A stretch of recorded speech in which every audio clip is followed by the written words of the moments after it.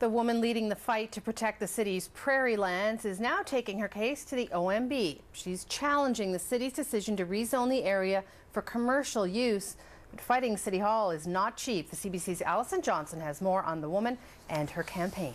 Susan, Nancy Panchashan heads a group called SaveOjibway. She wants to stop a box store that's supposed to be going in that area, and she's trying to raise money this weekend. She's holding a fundraiser for her cause. I'll tell you a bit more about the fundraiser later, but first let's take a closer look at her cause.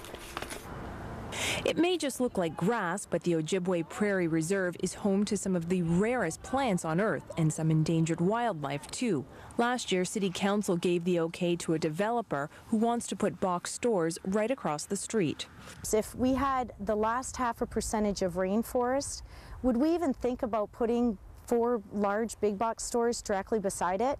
The plan is to build on land between the racetrack and Ojibway Park. Panchashan believes that would threaten the area's unique water table, cutting off some supply to the prairie grass, and increasing traffic would harm endangered animals that use the road to cross back and forth. And that's usually the case in life, is you don't realize what you have until you almost lose it. And I think people are beginning to realize, and I have 800 signatures of people that don't want this to happen.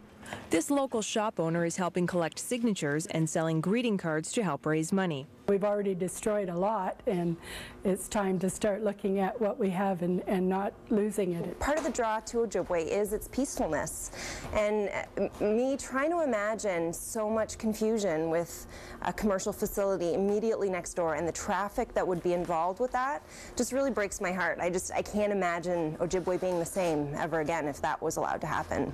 In January, Panchashan heads to the OMB, trying to convince the board that development threatens the area's ecosystem won't be cheap. She's already raised enough money to pay for the lawyers, but figures it'll cost about another $7,000 to pay for expert witnesses. That's daunting. It's not a lot of money, but it is. Panchashan has invested a lot of time and money herself, including about $150 for this sign, but she figures it's all worth it. If they were to go up and there had been no effort, that would have been a lifelong bother. And this is our chance to change things for the future, make our community better. And Susan, Nancy Panchashan won't be the only person going to the OMB in January to try and stop this development. The town of LaSalle will also have representation because they're not too interested in seeing the increased traffic that would go along with that in their area.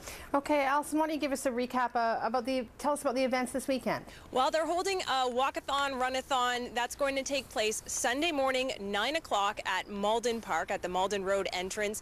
Kids are welcome. It's a family event, and they should have good weather, so they're hoping for a good turnout. Thank you so much, Allison Johnson, reporting live tonight.